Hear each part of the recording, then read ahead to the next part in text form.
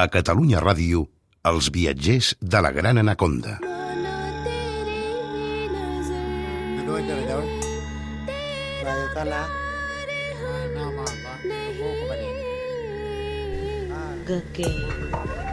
Please hear my anguish words of truth.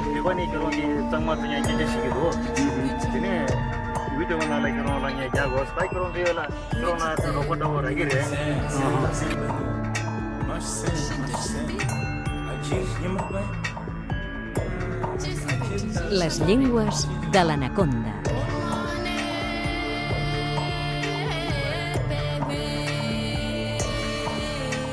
David Valls, benvingut.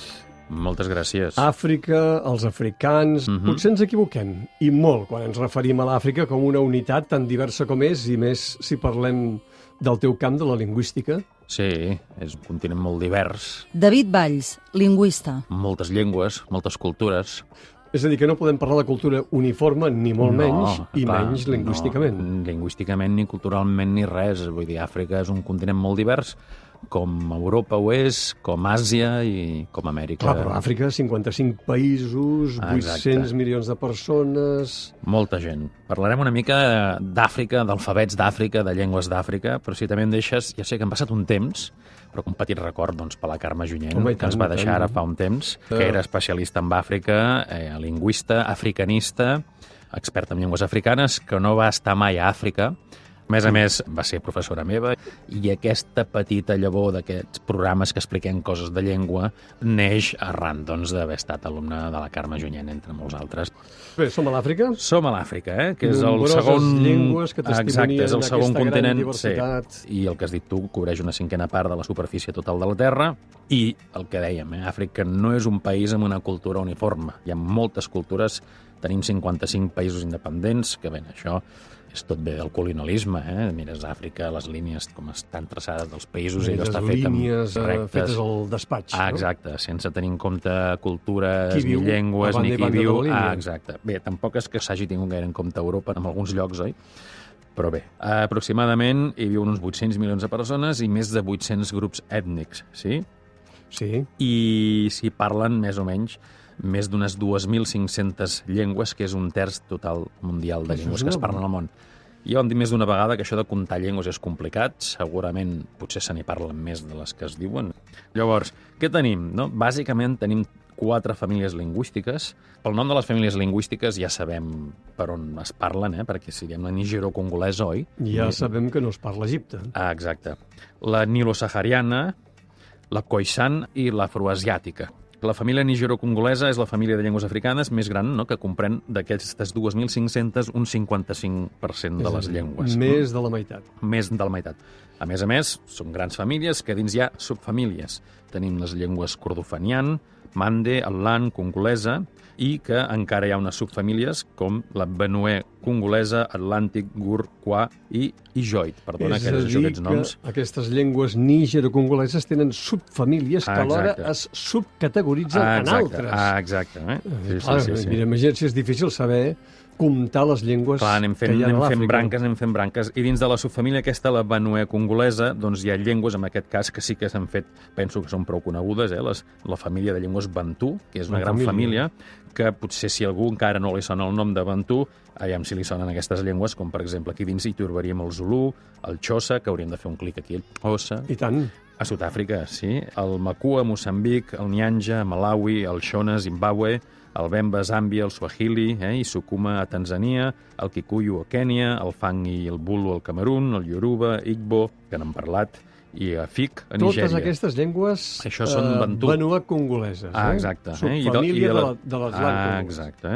I des del sud de Nigèria fins a Libèria es troben les llengües de la branca Kwa. Aquesta branca inclou llengües tan importants com l'Ewe a Togo i Ghana, la Kana a Ghana i també el Anin a Costa d'Ivori. Tu dius llengües importants, però per nosaltres són pràcticament desconegudes o sense el pràcticament. Exacte. Molts d'aquests noms no ens sonen de res, però són llengües amb milions de parlants a l'Àfrica. Moltes d'aquestes llengües, vull dir, són grans llengües importants. Des de Libèria fins a Dakar, en aquest cas. Exacte. A veure, és com si ara ho portem cap a casa a Europa, doncs estaríem parlant com si ara parléssim de l'italià, com si parléssim del francès, no cal dir de l'anglès, l'hongarès, el serbocroat, etc. I no ho tenim lluny, perquè si agafes l'avió, això, no sé, 3-4 hores d'avió, 5 hores, depèn del lloc on vagis. Vull dir que no és més lluny Istanbul i anem més cap a Istanbul, a vegades, I tant. que és molt maco, Ningú diu que no hi haguem d'anar. Llavors tenim des de l'Ibèria llavors fins al desert del nord del Dakar, hi ha diverses llengües Tirant també de la cap al branca... nord, cap al desert del Sàhara. Exacte, de la branca atlàntica, Per exemple, llengües com el Temme, a Sierra Leone, el Wolof a Dakar, al Senegal. Sí. Hi ha molta gent aquí que parla Wolof, a Catalunya. I tant. I el Fulani parlat a Guinea, l'est de Nigèria i el Senegal. Els parlants de la branca mande habiten a l'Àfrica Occidental, una llengua mande coneguda com a bambara, la parlen fins a 3 milions de persones al Senegal, per exemple, Mali, Guinea i Costa d'Ivori. De fet, no ens hem mogut de la part atlàntica d'Àfrica. Sí, per això en diuen un tronc de llengües atlàntiques. Parlem de països atlàntiques, del nord-oest de l'Àfrica. Exacte. Altres llengües mande importants són el Mende, Sierra Leone, el Kapele, a Libèria. Es creu, per exemple, que les llengües mandes són les branques més antigues de la llengua nigero-congolesa parlada fa més de 5.000 anys. És a dir, llengües que ens hem de remuntar molt temps enrere. Exacte, sí. Per trobar-ne l'origen, a l'època de les grans piràmides. Doncs sí, clar, fa 5.000 anys 5.000 anys enrere. Sí, passa que geogràficament també estaven una mica lluny. Sí. Però potser algun despistat devia de passar per allà. Vés a saber. O sense ser despistat. Aquesta gent es movia. Es movien. El segon grup de llengües, que ja n'hem dit abans... Ja que parlem de les piràmides... Exacte, ens anem cap al Nil, no? La nilo-sahariana, no? Al voltant són unes 200 llengües, aproximadament, en aquesta família, que es troben pel riu Níger, a l'Àfrica Occidental, i fins a Etiòpia. Que és curiós que es diguin nilo-saharianes, però es trobin vora el riu Níger. Ah, sí, és veritat. Sí. Bé, però també deuen passar pel Nil, no?, per algun lloc o altre. Sí, per algun lloc hi toquen, sí. Per Etiòpia, per exemple, exactament. Pensa també que el qui posa aquests noms... La part superior del Nil. Sí, el qui posa aquests noms, amb aquestes llengües, són uns noms que ens hem inventat per classificar-les. Són lingüistes, segurament, o sense el segurament, i molts d'aquests lingüistes deuen ser europeus o americans, que al final és cultura occidental. Llavors, clar, potser els hi feia més el pes del riu Nil. No, però sí que hi toca el Nil, sí que hi toca. Hi toca, oi? És un joc de paraules, però sí. Sí. Era per despistar-te. No passa res. Llavors sí, el que dèiem, això, la vall superior del Nil, algunes parts d'Uganda i Kènia. I la branca més occidental d'aquesta família és el Songhai, parlada a Mali i a Níger, i a Líbia també. Sí? I al llarg del riu Nil, a prop d'Egipte i al sud-est, hi ha les llengües nubianes, les llengües nils. Són parlades per 1 milió de persones aproximadament. Llavors tenim el Sudan, Uganda i Kènia, hi ha el grup de les llengües nilòtiques, com el Dinka, el Nuer, el Shilluk, l'Alcholi o el Luo, també es diu, que pertanyen en aquesta família. No m'ha acabat encara aquí. Llengües que moltes vegades identifiquen el propi grup que les parla, que em refereixo als Dinka, els Nuer, els Shilluk, que identifiquen, doncs... El nom de la llengua és el nom del qui la parla, o el nom de qui la parla és el nom de la llengua. Els pobles que la parlen. I llavors tenim la família, el tercer grup, les llengües Khoisan. Que és aquell grup que has dit aquí sí que ningú sabrà de què parlem. Com localitzar això en el mapa. Llengües dels clics. Exacte. Les llengües Khoisan constitueixen la família lingüística més petita d'Àfrica, amb només uns 200.000 parlants, en aquest cas, de 30 llengües en total. Per tant, si dividim 30 llengües entre 200.000 parlants, veurem que toca pocs parlants per llengua. Clar. La majoria d'aquestes llengües es parlen... Moltes d'elles en perill d'extinció, m'imagino. Sí, moltes d'aquestes en perill d'extinció. Crec que n'havíem parlat d'alguna, una que es deia Nu, que quedaven 3 germanes. En el moment que vam parlar quedaven 3 germanes. Ara em penso que només en queda una. La gent és mort, oi? I es parlen a Sud-àfrica, bàsicament, i la que té més parlants és una que es diu Nama. I, per exemple, a Tanzània hi ha 2 parlants més d'aquesta família, que és el Sandawe i el Hadza, i és el que hem dit abans, són bàsicament conegudes pels clics. Aquests clics que ja n'hem parlat en un programa, això mateix, aquests sorollets. Crec que recordar 5 tipus de clics. Depèn de la llengua. N'hi ha que en tenen 2, n'hi ha que en tenen 3, i aquesta que queda una parlant, em penso ja, el Nu, sí, en tenia 5, és de les que en tenia més de clics. Quina dificultat, aprendre-les a parlar bé. Clar, des del nostre punt de vista sí, però quan això ho has mamat de petita casa fas els clics com qui res. Està clar. I després l'últim branca, l'últim grup d'aquestes llengües és la família afroasiàtica, que aquí ja ens anem cap a l'Àsia, anem tirant. Té moltes subbranques i gairebé són unes 400 llengües i és el grup més important de llengües parlades al nord d'Àfrica. I més ara, no?, amb la irrupció de la Xina a l'Àfrica, doncs vés a saber. Exacte, sí. I aquí hi ha la branca semítica, que inclou llengües amb molts parlants que es parlen a Àsia i Àfrica. La branca semítica inclou les llengües àrabs, diem llengües àrabs, perquè l'àrab no és una llengua unificada. mateix, exactament. També podríem dir les llengües llatines, igual que diem les llengües llatines, no? No és el llatí, sinó són les llengües llatines, doncs català, castellà, etc. Doncs les llengües àrabs són tots els àrabs que es parlen, tots els dialectes, doncs del nord d'Àfrica, Tunísia, el Marroc, etc. No? I de l'Àfrica Oriental, Sudan, Etiòpia, etc. Ja vam parlar aquí d'aquesta branca, tenim l'amàric, que és una llengua semítica. Molt important a Etiòpia. Molt important a Etiòpia, llengua franca també, que ja en vam fer un programa, i d'altres llengües semítiques parlades a l'Àfrica Oriental, que també inclouen el tigre, és una llengua, no és un animal en aquest cas, el tigrinya, Etiòpia també i Eritrea, no? Respectivament. Que se n'han parlat recentment tant de l'amàric com del tigre, perquè han sigut regions doncs, que... Una mica conflictives. D'una forma o d'una altra doncs, hi ha hagut conflicte. Sempre, recorda que a Mara doncs, van enxampar aquell grup de 18 catalans mesos enrere per una revolta. I després tenim les llengües de la branca amaziga, de la família afroasiàtica també, que són parlades a la part doncs, del nord, del Marroc, Algèria i Tunísia. Ja en parlarem també. Molta gent que viu aquí a Catalunya parla Molta gent que viu a Catalunya parla amazic, ens pensem que parlen àrab, però parlen amazic. I llavors hi ha la branca cuixítica, que limita Etiòpia, Eritrea, Somàlia, Kenya, Sudan i Tanzània. Inclou llengües també tan importants com l'oromo i el somali, que també n'hem parlat. Parlades també a Etiòpia, evidentment a Somàlia. Exacte, i del somali també en vam fer un programa, si no recordo malament. Moltes d'aquestes llengües, evidentment, són llengües transnacionals. Són transnacionals perquè, com hem dit abans, les fronteres allà es van traçar a cop de regla i Cartagó. Com l'àrab, per exemple. Exacte, en funció també de les colònies, no? Això és dels francesos, això és dels anglesos, això és dels alemanys, i anem posant línies per aquí al mig sense tenir en compte.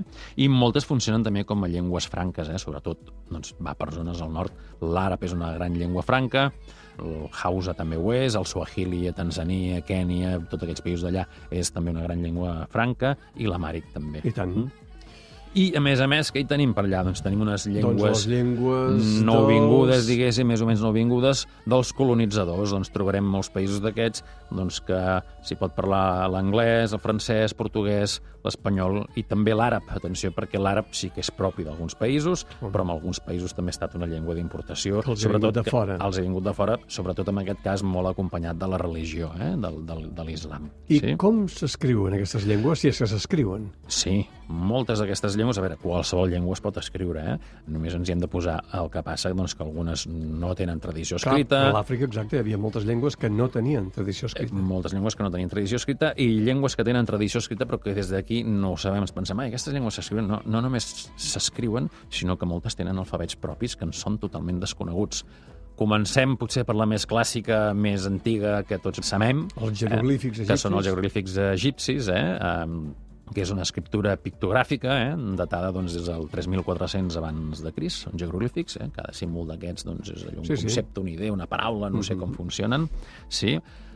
Tenim l'escriptura amàrica, de l'amàric, d'Etiòpia, ja en vam parlar en el seu moment, que apareix cap al segle... Sí, és antiga. El segle I després de Crist, s'escriu d'esquerra a dreta, i originalment no s'hi escrivien les vocals, com en àrab, com l'alifat en àrab, però cap al segle IV després de Crist van començar a posar les vocals. Suposo, perquè és molt més aclaridor posar vocals que no posar-les, i es fa ambigüetats amb les paraules, no? Té 26 consonants i 7 vocals, així, tall d'exemple. 2 vocals més que en l'alfabet llatí? Exacte, sí, perquè n'hi ha 5, sí. Què més tenim? L'escriptura Mende. És feta servir pel poble Mende de Sierra Leona, i no només, passarem molt per sobre, es considera un sistema d'escriptura, sinó que pel seu disseny, per com el van fer, es considera com una obra d'art. Imagina't tu què ha de tenir una llengua perquè estigui considerada per això una obra d'art. Exacte, sí. Després anem a l'escriptura en Sibidi. Bé, aquí anem pronunciant noms, que els pronunciem com podem, i ens perdonaran la gent d'aquests llocs. Ja se sap que trepitgem un territori que és llunyà. Doncs aquesta és del poble Ejagam, de Nigèria.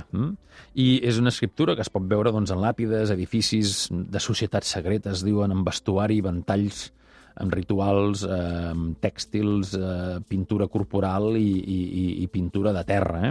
I el nom en Sibidi fa al·lusió a una teòrica societat secreta religiosa creadora d'aquest sistema d'escriptura. Que curiós, no? Una escriptura creada per una societat secreta. Exacte. Llavors és una escriptura que no es fa servir en el dia a dia, sinó es fa servir per coses molt concretes. Sí, és una cosa allò molt puntual. Molt puntual. No es fa servir per anar al mercat. No, ni per apuntar-te a la llista de la compra. No. Llavors tenim un sil·labari bai. Què és un sil·labari? El sil·labari bai, El sil·labari, doncs nosaltres fem un simbolet i allò és una lletra, representa una lletra, un so, no? El sil·labari representen síl·labes, com en japonès tenim el hiragana i el katakana, doncs un sil·labari és una síl·laba.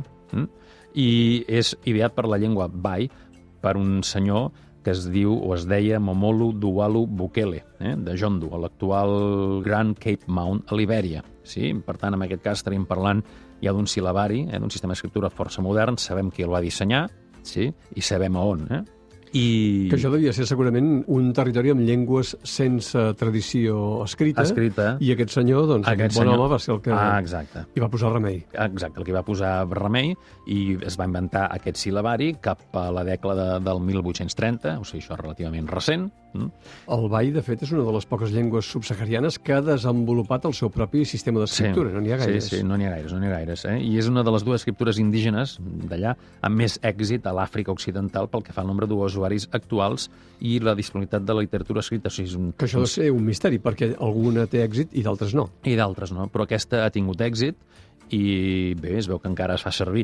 No és un cas únic, ara no me'n vull anar per les branques, però, per exemple, tenim casos també amb les llengües indígenes d'Amèrica, per exemple, als Estats Units, amb la llengua Cherokee, també pel segle XIX, ara faré memòria, el cognom es deia Sequoia, va ser una persona que va inventar un sil·labari també per escriure la llengua Cherokee, va tenir molt d'èxit en el seu moment, coses de la vida, ja no és que no tingui èxit, sinó la substitució lingüística ha fet que la llengua Cherokee entrés en desús, perdés parlants i, òbviament, doncs, el sistema d'escriptura es conserva, hi ha gent que el sap, però no és el primer que agafa copiant, més copiant allò, dius, bueno, tenim aquí l'alfabet llatí, aquesta gent com escriu, doncs jo ho copiaré i ho adaptaré a la meva llengua.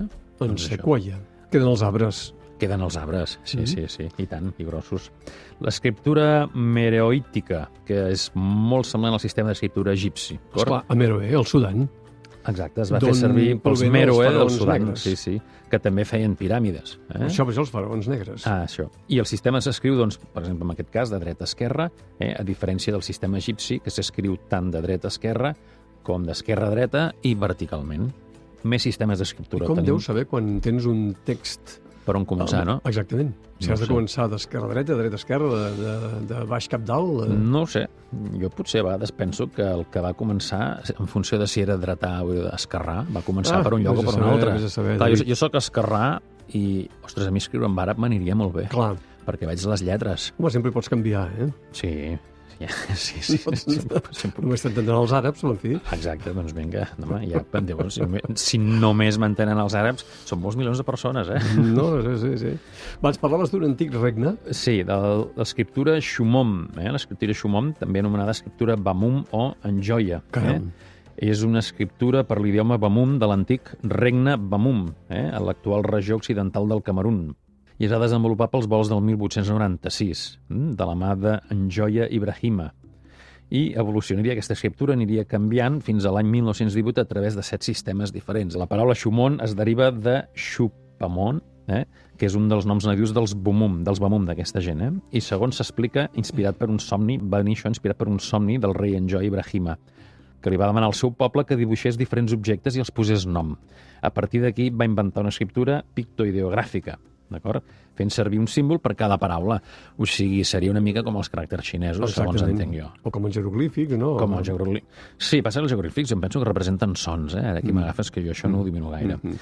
I des d'aquesta primera configuració, durant la vida del rei Njoia, aquesta escriptura ideogràmica doncs, va progressar fins a convertir-se en un sistema d'escriptura fonètica. Llavors sí, potser sí una mica com els jeroglífics, que tenia un origen d'idees, com els caràcters xinesos. Però que va acabar tenint un so, també. Va acabar tenint un so per cada dibuix, d'acord? Primer va sorgir la lletra i tot seguit la paraula. Sembla... Sí, la Bíblia, no? La Bíblia, exactament.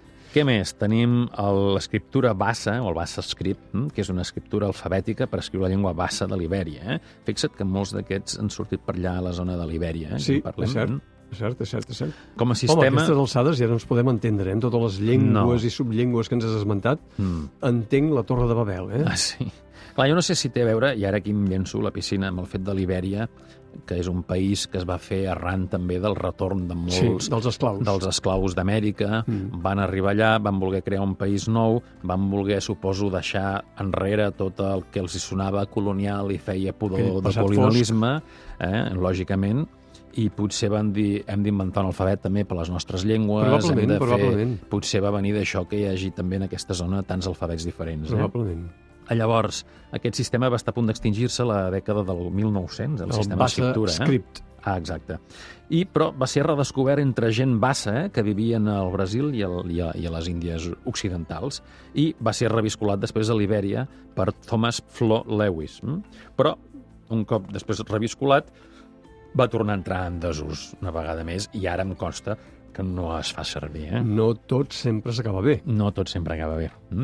Hi ha molts altres sistemes d'escriptura també, per exemple el sil·labari Capelle, que es veu que es va inventar cap a l'any 35 pel cap Gibili de Sanoye, a Libèria, també un cop més, i estava destinat a escriure la llengua Capelle, membre, com hem dit abans, ja n'hem parlat abans, del grup Mande de llengües nigero-congoleses, parlada per unes 490.000 persones a Libèria i unes 300.000 persones a Guinea en aquell moment. També és impossible que ens entenguem, David. Sí. Home, em vas a parar. També tenim l'alfabet Gola, de la llengua Gola, que es parla a Sierra Leone i Libèria, i el sil·labari Loma, que va ser inventat durant la dècada dels 30 per Guido Zobo de Bonequeta, a Libèria també. També a Libèria. També a Libèria. I es feia servir... Tot això és adob de la teva teoria, no? Sí. De que moltes coses van sorgint allà. També, que es feia servir entre la gent Loma, principalment per correspondència personal, durant els anys 30 i 40. És a dir, que és bastant recent. És molt recent, sí, però també ja no es fa servir. Quina llàstima. I molts d'aquests alfabets, doncs, com pots veure, han entrat en desús, els fan servir molt poc, potser per alguna litúrgia, per alguna cosa tradicional, no? I bàsicament han acabat cedint davant de l'alfabet llatí, suposo per una qüestió pràctica. Una rèmora més del colonialisme occidental, David. Això mateix. David Valls, avui ens has deixat a l'alçada del Batum, que dirien, perquè has evidenciat el nostre desconeixement profund del veïnatge amb Àfrica i la seva diversitat, en aquest cas lingüística. Sí. David Valls, et tornarà a veure aviat, suposo? Sí, esperem que sí. Moltes gràcies, a reveure. Moltes gràcies a tu, a reveure. Adéu.